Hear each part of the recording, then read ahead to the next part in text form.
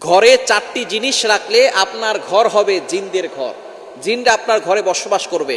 কিছু দুষ্ট জিন জাতি আছে যেগুলো আপনার ঘরে বাসা বাঁধবে।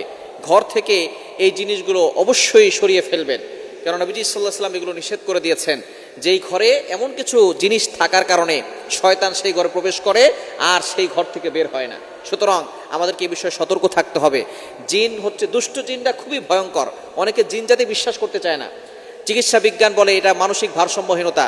তবে যারা মুসলমান অবশ্যই বিশ্বাস করতে হবে আল্লাহ তাআলা মানুষদের ব্যাপারে একটা সূরা দিয়েছেন সূরাতুন নাস, জিনদের ব্যাপারে একটা সূরা দিয়েছে সূরাতুল জিন। সুতরাং জিন জাতি বলতে কিছু একটা আছে, তবে তাদের ভিতরে ভালো আছে খারাপ আছে। আল্লাহ তাআলা নিজে বলে দিয়েছেন তাদের ব্যাপারে। পবিত্র কুরআনুল কারীম খুলেন ২৭ নম্বর পারা ২ নম্বর পৃষ্ঠার ৫-৬ নম্বর লাইন সূরাতুজ জারিয়াতের ৫৬ নম্বর আয়াতে আল্লাহ বলছেন, ওমা খলাকতুল জিন্না ওয়াল ইনসা ইল্লা লিয়াবুদুন, I have created the human and the jinn people to worship only me. আমি মানুষ এবং জিন জাতিকে একমাত্র আমার ইবাদত করার জন্য সৃষ্টি করেছি। সুতরাং জিন জাতি আছে, এটা অনেকে বিশ্বাস করতে চায় না। বিশ্বাসটা করলে ঈমান থাকবে না। সুতরাং অনেকের ঘরে জিন জাতি বসবাস করে। এক নাম্বার হচ্ছে আপনার ঘরে যদি কোনো পুতুল থাকে, এই পুতুল অবশ্যই সরিয়ে ফেলবেন, কেননা পুতুলের ভিতরে অথবা মূর্তি যদি থাকে, এই মূর্তির ভিতরে শয়তান বাসা বাঁধে। আগে যে সমস্ত মানুষরা মূর্তি পূজা করতো, এখনো যারা মূর্তি পূজা করে, শয়তান এই মূর্তির ভিতরে ঢুকে অনেক সময় কথা বলে। সুতরাং তারা মনে করে দেবতা কথা বলতেছে। আসলে দেবতা কথা বলে না, এই মূর্তি কখনো কথা বলতে পারে না। তাদের ভিতরে শয়তান ঢুকে তারপরে কথা বলে, যার কারণে তারা তাদেরকে দেবতা মনে করে। সুতরাং আপনার ঘরে যদি মূর্তি অথবা কোনো পুতুল রাখেন, তাহলে কিন্তু তার ভিতরে রহমতের ফেরেশতা আপনার ঘরে প্রবেশ করবে না, আর জিন জাতি আপনার ঘরে বাসা বাঁধা শুরু করবে। দ্বিতীয় নাম্বার হচ্ছে আপনার ঘরের ভিতরে কোনো ছবি টানিয়ে রাখবেন না, কোনো প্রাণীর ছবি টানিয়ে রাখবেন না। কুকুরের হোক অথবা কোনো জীবজন্তুর হোক অথবা কোনো মানুষের ছবি হোক, এটা টানিয়ে রাখবেন না। এই ছবির ভিতরে জিন জাতি বসবাস করতে পারে।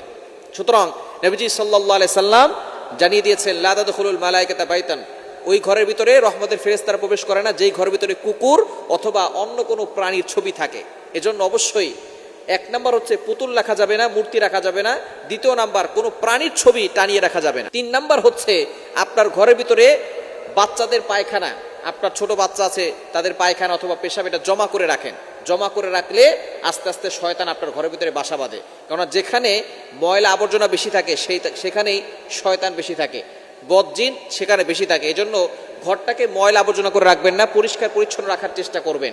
অবশ্যই রাতের বেলা আমরা এটাকে পরিষ্কার পরিচ্ছন্ন রাখার চেষ্টা করব। রাতের বেলা ম্যাক্সিমাম সময় এই জিন জাতি ঘরের ভিতরে ঢুকে তারপরে আস্তে আস্তে করে সেই ঘরের ভিতরে তারা বাসা বাঁধতে শুরু করে। এজন্য আমরা অবশ্যই ময়লাটাকে পরিষ্কার করে নেওয়ার চেষ্টা করব।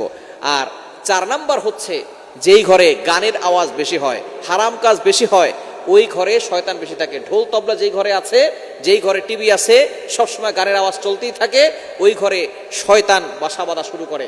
সুতরাং ঘরের ভিতরে কোরআন তেলাওয়াত করবেন। নবীজি সাল্লাল্লাহু আলাইহি ওয়াসাল্লাম জানিয়ে দিয়েছেন যে ঘরের ভিতরে সূরা বাকারা তেলাওয়াত হয়, ওই ঘরের ভিতরে কখনো বদজিন বাসা বাঁধতে পারে না। ঘরের ভিতরে কোরআন তেলাওয়াত করবেন। ফজরের নামাজের পরে সূরা ইয়াসিন করবেন, মাগরিবের পরে সূরা ওয়াকিয়া, এরপরে মাগরিবের পরে সূরা বাকারার কিছু রেকর্ডিং চালু করে রাখতে পারেন, অথবা আপনি যেহেতু লম্বা সূরা আপনি কিছু আয়াত পড়তে পারেন। দেখবেন আপনার ঘরের থেকে সকল জিন জাতি দূরে সরে যাবে ইনশাআল্লাহ।